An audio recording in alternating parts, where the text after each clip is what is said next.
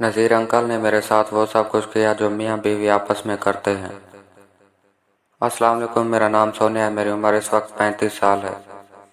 मैं एक शादीशुदा औरत हूँ। ये उस वक्त की बात है जब मैं 16 साल की खूबरू और जवान लड़की थी। मेरे भाई का नाम हाशिर है और भाई की उम्र तकरीबन 20 साल थी। हम 3 अफराद हंसी खुशी अपनी ज़िंदगी गुजार रहे थे। अब्बू जान सुबह के वक्त हमारे मोहल्ले में ही नाश्ते की रेहड़ी लगाते थे और भाईजान अभी पढ़ाई कर रहे थे। हाशिर भाई एमए कर रहे थे। अब्बू ने उन्हें कई बार कहा था कि हाशिर, अब सारी जिम्मेदारी तुम पर है, क्योंकि अब्बू बीमार हो गए थे।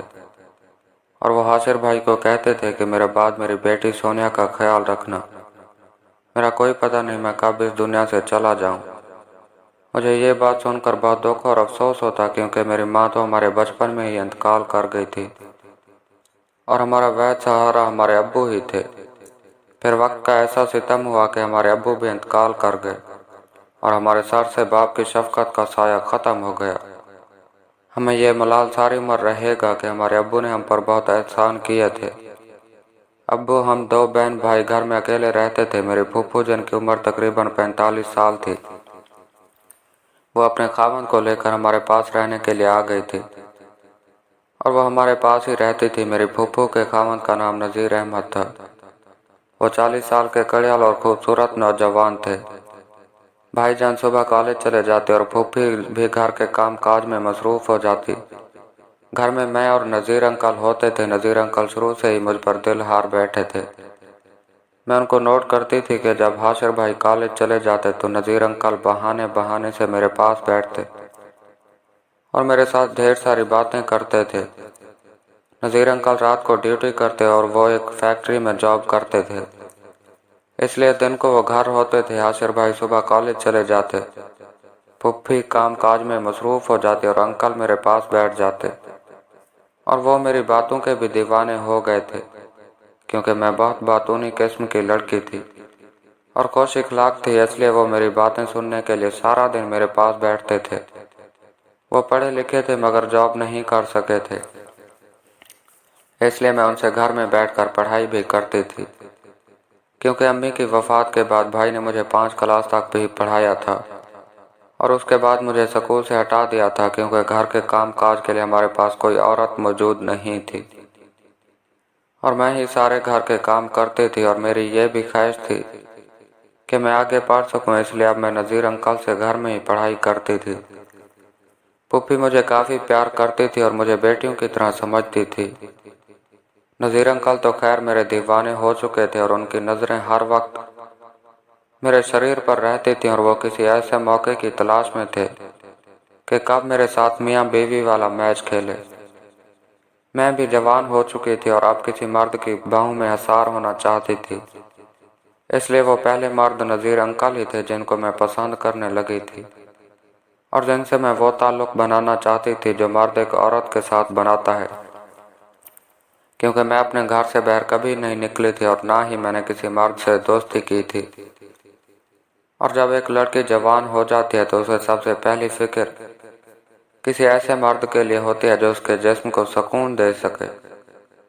और अब नज़ीर अंकल ही मेरे वो वहद सहारा थे जिनसे मैं अपनी ख्वाहिश को पूरा कर सकती थी। एक दिन फूफी बाजार चली गई और नज़ीर अंकल घर में मौजूद थे।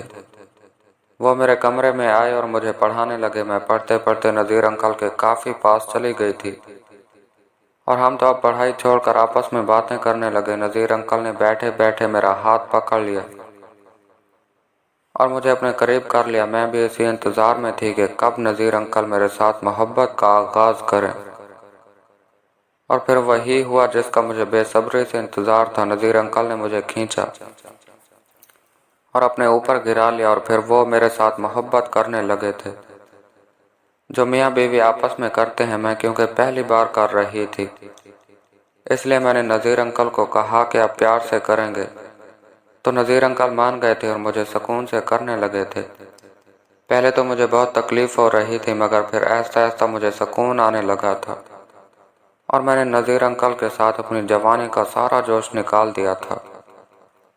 अब मैं काफ़ी हल्की हो चुकी थी और मेरे जहन से जवानी का जोश निकल चुका था। अब मैं नज़ीर अंकल पर खुद भी नज़र रखने लगी थी और उनको पसंद करने लगी थी। मैं उन पर काफ़ी पाबंदियां लगाती थी कि बहर किसी लड़की के साथ कोई चक्कर नहीं चलाना, क्योंकि नज़ीर अंकल बहुत हैंडसम और जवान नजर आते थे। अब मैं उनको फूफू के पास भी नहीं जाने देती थी। वो कभी कभार महीने में एक बार फूफी के पास चले जाते थे और मुझसे पूछ कर जाते थे, क्योंकि मैं उनसे बहुत मोहब्बत करने लगी थी। फिर मैं 30 साल की हो चुकी थी और भाई भी एमए करके अपनी जॉब कर रहे थे। भाई ने मेरा पूरा जहेज बनाकर मेरा रिश्ता तय कर दिया था और फिर वक्त आने पर मेरी शादी कर दी थी। आज इस बात को 5 साल गुजर चुके हैं। नज़ीर अब भी मेरे पास मेरे ससुराल में कभी कभी आ जाते हैं और मुझसे मोहब्बत करते हैं और मुझे सुकून देते हैं, मगर मुझे उनकी कमी हमेशा रहेगी। इसी दौरान फूफी का भी इंतकाल हो चुका था और नज़ीर अंकल अकेले पड़ गए थे और वो अभी भी मुझसे बहुत मोहब्बत करते थे।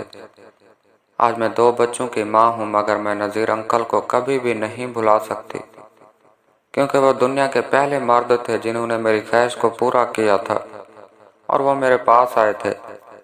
हर औरत अपनी पहली मोहब्बत कभी भी नहीं भुला सकती, चाहे वो बूढ़ी ही क्यों ना हो जाए। इसमें अब भी नज़ीर अंकल को अपना बहुत कुछ समझती थी। नाजरीन, अगर कहानी अच्छी लगी हो तो चैनल को सब्सक्राइब कीजिए और बेल आइकन को क्लिक कीजिए ताकि हमारी नई कहानी आपको आसानी से मिल सके। शुक्रिया।